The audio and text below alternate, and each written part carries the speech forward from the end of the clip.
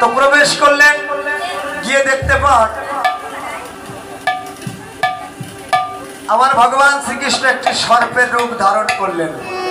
কালো সর্প, কালো সর্প হয়ে বিরজার সাথে খেলা করছেন। বিরজা হলেন সাগর জলময়, তার সাথে খেলা করছেন। শ্রীমতী রায়ধনী ডেকে ডেকে বললেন, বিরজা ওইভাবে খেলা করে না, আগে গোবিন্দকে রক্ষা করো, তারপর। তাহলে গোবিন্দকে কিভাবে তোলা যায়? তিনি ময়ূর রূপ ধারণ করলেন। ময়ূর রূপ ধারণ করে ময়ূর হয়ে ওই সর্পের লেজ ভাগে একটি ঠোকর মারলেন। একটু মনোযোগ দিয়ে শুনুন মায়েরা। সর্পের লেজে যখন ঠোকর মারলেন, সর্পকে তুলতে পারলেন না, লেজটি বাঁকা হয়ে গেল। এরপর সর্পের কোমর ভাগে ঠোকর মারলেন, সর্প তাতে উঠল না, কোমরটি বাঁকা হয়ে গেল।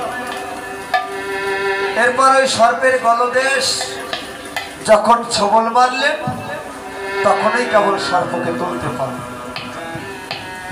যেই না ভাবে সর্পকে তুললেন, তোলার পরে বললেন, গোবিন্দ তুমি নিজ স্বরূপে আসো। গোবিন্দ যখন নিজ স্বরূপ মূরতিতে আসে সর্পরূপ ত্যাগ করে, তখন দেখা যায় আগের মতো আর সে সোজা নেই। ওই যে তিনটি স্থানে ঠোকর মেরেছে, এই কারণে তার চরণ বাঁকা, কোমর বাঁকা এবং ললাট বাঁকা। এই হলেন তিনি ত্রিভঙ্গ মুরারি শ্যাম। এবং ত্রিভঙ্গ মুরারি শ্যাম হয়ে তিনি এমন ভাবে বংশী হাতে নিয়ে দাঁড়ান, আর সোজা দাঁড়াতে পারলেন। এই হলো ত্রিভঙ্গ মুরারি। আর তখন বললেন, রাধে, তোর মতো যদি অনুরাগী ভক্ত না থাকতো, কখনোই কৃষ্ণকে বাঁচানো যেত না। রাধে, আজ থেকে তুই আমার প্রেমের গুরু, দে দে। তুই যে ময়ূর রূপ ধারণ করেছিস, ওর একটি সিকি পুচ্ছ আমাকে ছিঁড়ে দে। আমি ওই সিকি পুচ্ছটি, ওই ময়ূর পুচ্ছটি আমার চূড়ার বাম ভাগে, সর্বোচ্চ স্থানে চূড়ায়, চূড়ার বাম ভাগে রেখে দিই। কেননা অনন্ত কোটি ব্রহ্মাণ্ডের অনন্ত জীব জানো যে সর্বদাই ভগবানের কাছে ভক্ত শ্রেয় হয়, এবং প্রেমময়ী রাধারানী আজ থেকে আমার জগৎ গুরু হয়।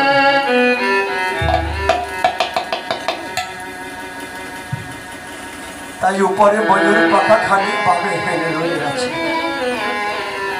একটা পদাবলী লাইনের মধ্যে এত তত্ত্ব নিহিত রয়েছে মা। কত গুজ্জাতি গুজ্জ ভজন কথা এর মধ্যে রয়ে যায়। তাই বলেছে,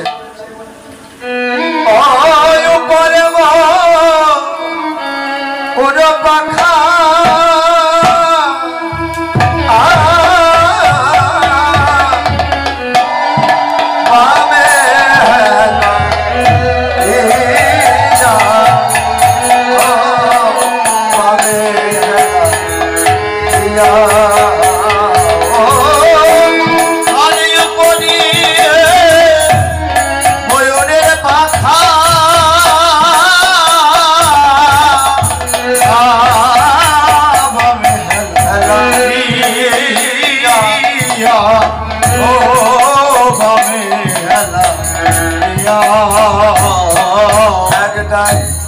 চূড়া বামে ঢেলে আছে,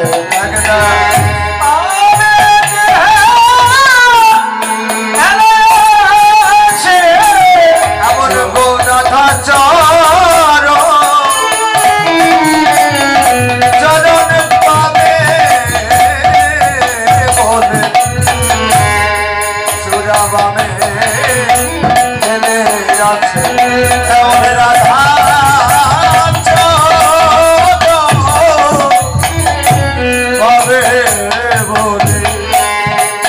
বামে ঢেলে আছে উপরে ভরে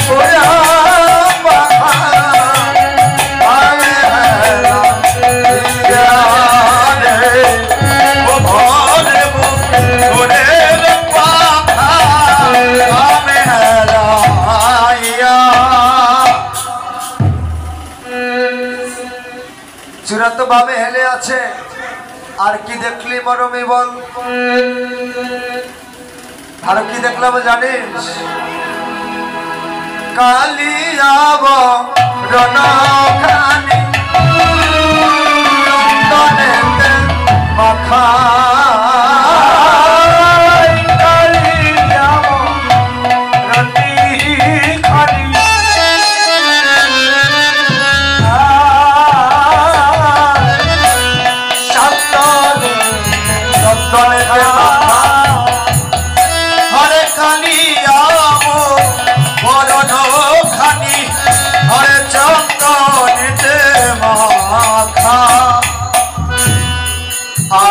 হতে জাতি কোনা নাহি গেল রাখারে হরে আমা হতে জাতি কোনা নাহি গেল রাখার জাত কোনো মান রইল না রে জাত কোনো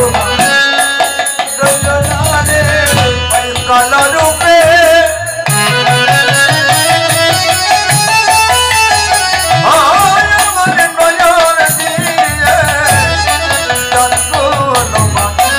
রইল না রে কালো রূপী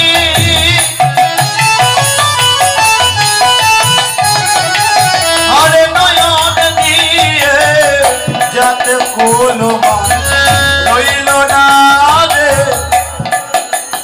রূপে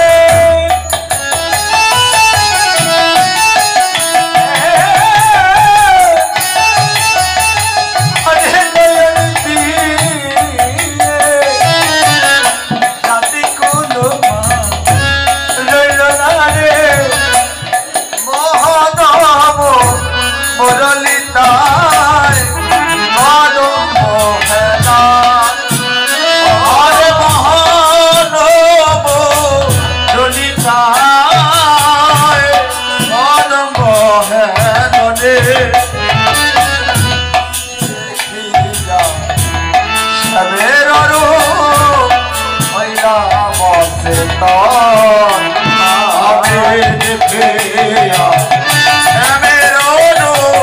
সখী হইলা বসে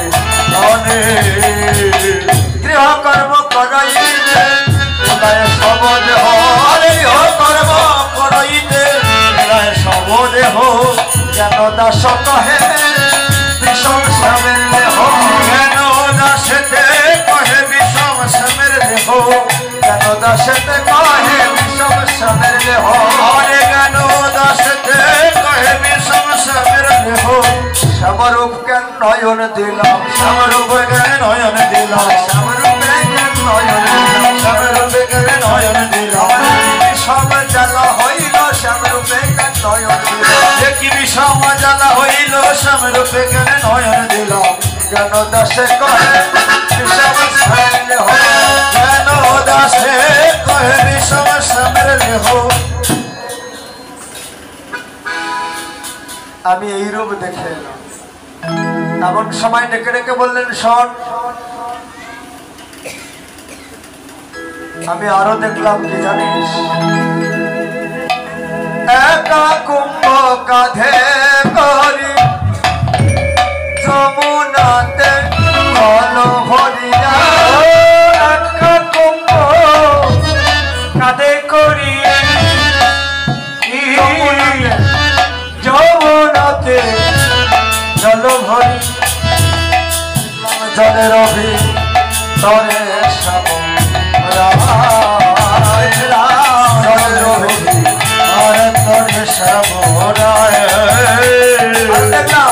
ফুলের রাখি মাথে মোহন রলি হাতে ফুলের রাখি মাথে মোহন হাতে দেখলাম পুন কানো জলে পুন কানো জলেতে নৌকায় আবার অনেক প্রবন্ধ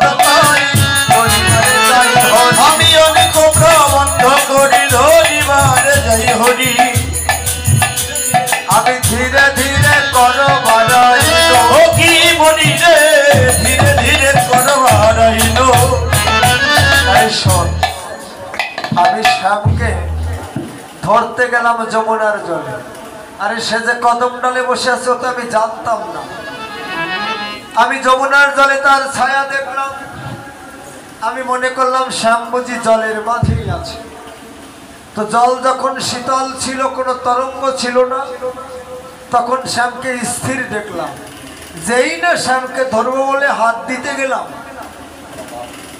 এই হইল কি জলে তরঙ্গ উঠল, আর দেখলাম যত বিম্ব ততই কৃষ্ণ, যত তরঙ্গ ততই কৃষ্ণ, যেন জগৎময় কৃষ্ণ যেন ছড়িয়ে আছে। ও সখী, জগৎময় যেন কৃষ্ণ ছড়িয়ে আছে। ঢেউ মর হইল কাল, তুমি না পাইলাম নন্দলাল। হইল না পাইলাম নন্দ, হরে ঢেউ মর হলো কাল, আমি না পাইলাম নন্দলাল। আমি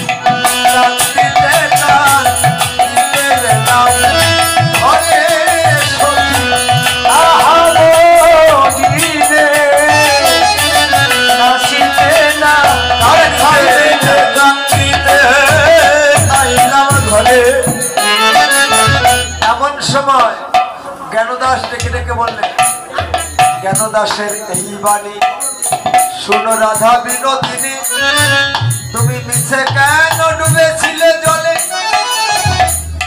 তুমি বুঝিতে নারিলে মায়া, ওই জলে ছিল অঙ্গ ছায়া, তোমার শ্যাম ছিল কদম্বে গোডারে। আরে বুঝিতে না মায়া, জলে ছিল অঙ্গ ছায়া, তোমার শ্যাম ছিল বিনোদিনী, ধরে শ্যামে ছিল কদম্বের ডালে। হাতে বাড়ালে ধরতে পারলে, হাতে বাড়ালে ধরতে পারলে, তুমি হাত বাড়ালে ধরতে পেতে, কদমে ডালে ছিল হাত বাড়ালে ধরতে পারতে। আরে শ্যাম কদম্ব ডালে ছিল হাত বাড়ালে ধরতে পেতে, শ্যাম কদম্বের ডালে ছিল হাত বাড়ালে ধরতে। আরে শ্যাম ছিল ওই কদম ডালে ডালে ধরতে পেতে, শ্যাম ছিল ওই কদম ডালে হাত বাড়ালে ধরতে পেতে, হাত বাড়ালে ধরতে পেতে। ওরে শ্যাম ছিল কদমের ডালে, শ্যাম ছিল কদমের ডালে।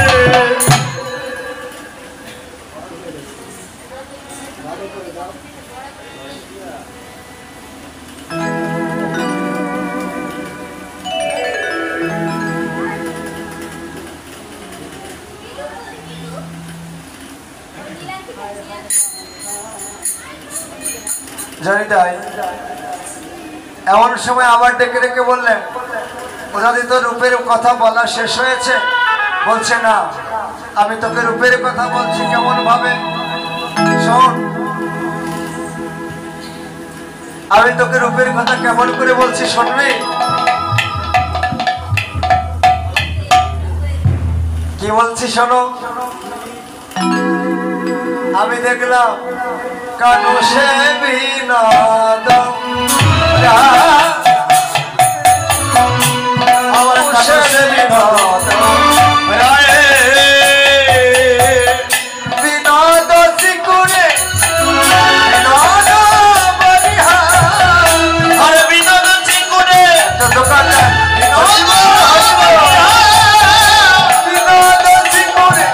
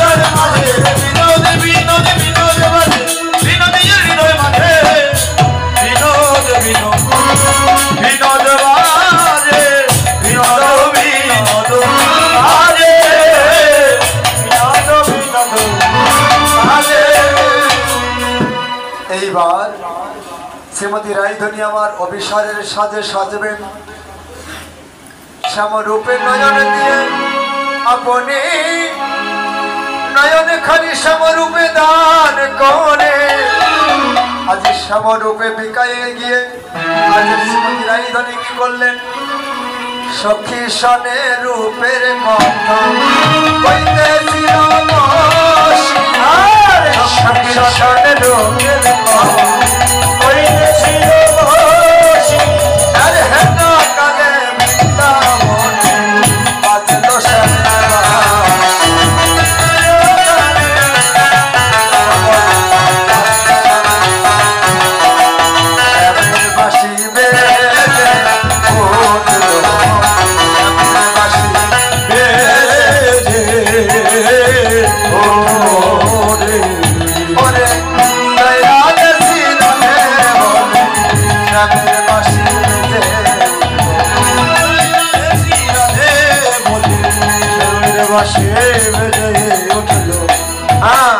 শ্যামলবাসী যখন এমনি ভাবে বেজে ওঠে, শ্রীমতী রায়ধনী এবার আলু থালু বেশে পাগল নিবেশে অভিসারের শয্যা সাজিল কেমন করে বলি? রায় সাজে বাসি বাজে না বলিল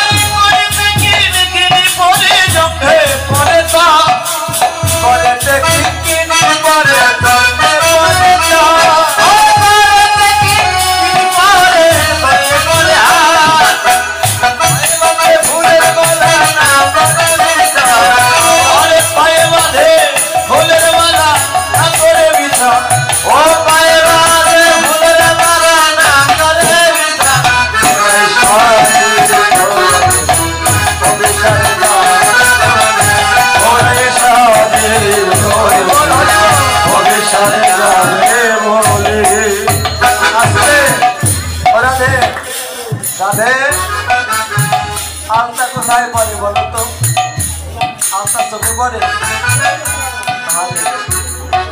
আরে আমার অবলা রাধা ও মায়েরা আবার কাজল কোথায় পড়ে? কাজল পায়ে। রাধারানী আজ বেহুল হয়ে গেল, তাই কি করলেন? চরণে কাজল পড়ে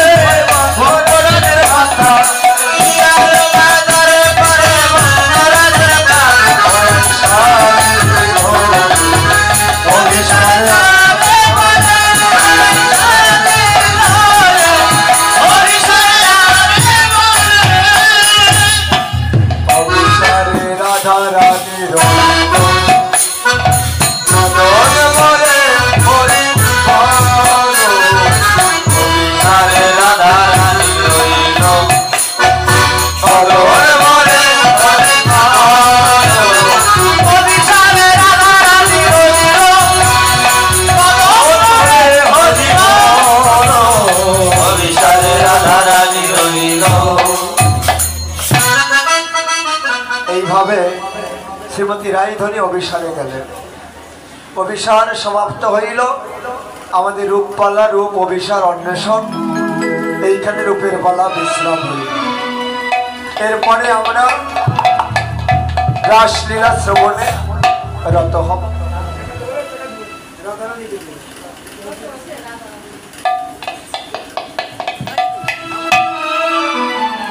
রাধারানীকে এক ভাই কিছু অর্থ দিলেন, আর এক মা কিছু অর্থ দিলেন। তার নৃত্যে সন্তুষ্ট হয়ে ও খুব ভালো নৃত্য করে, ও ছাত্রও শেখায় এবং নৃত্য গুরুদের সাথে ভালো ভালো পারফর্ম করে। টিভি বেতারে বিভিন্ন ভালো ভালো ইউনিভার্সিটি বড় বড় প্রোগ্রাম শো করে। ওর জন্য সকলে একটু আশীর্বাদ করবেন এবং পাশাপাশি কীর্তনও শেখার চেষ্টা করবেন। দুপালা অলরেডি হয়ে গেছে, আপনারা ওর জন্য একটু আশীর্বাদ করবেন। জয় জয় রাধা গোবিন্দ প্রেমানন্দে হরি হরি হরি হরি হরি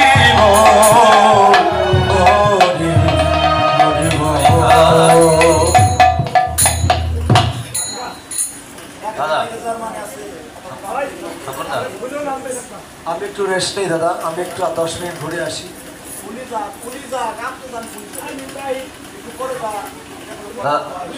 বাইরে আপনারা কেউ যাবেন না, 8 ঘন্টার পরিশ্রম তো বোঝেনই তো। আমি 8-10টা মিনিট একটু জল টল খেয়ে হেঁটে আসি। সবাই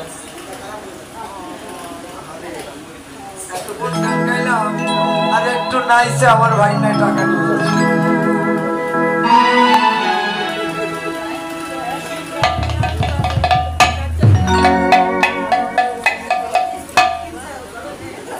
ভাগ্য যদি সুপ্রসন্ন হয় এমনই হয়, তাই না? যারা দেশাম যারা এই আশীর্বাদ করছেন, আমি প্রভুর কাছে এই প্রার্থনা করি, প্রভু দয়াময় কৃপাময়, তুমি সেই সকল মাতৃজননীকে, সেই সকল আপন জনকে তুমি তোমার আনন্দ খেলায় মাতিয়ে রেখো। কৃষ্ণ নাম করিতে করিতে, কৃষ্ণ নাম নিতে নিতে যেন তাদের এই জগতের লীলাটি যেন কেটে যায়। যদি বা কোনোদিন তোমার পারঘাটে গিয়ে দাঁড়ায় প্রভু, তুমি নিজে কান্ডারি হয়ে তুমি তাদের ভবতরণী পার করে দিও। জয় জয় রাধা গোবিন্দ প্রেমানন্দে হরি হরি।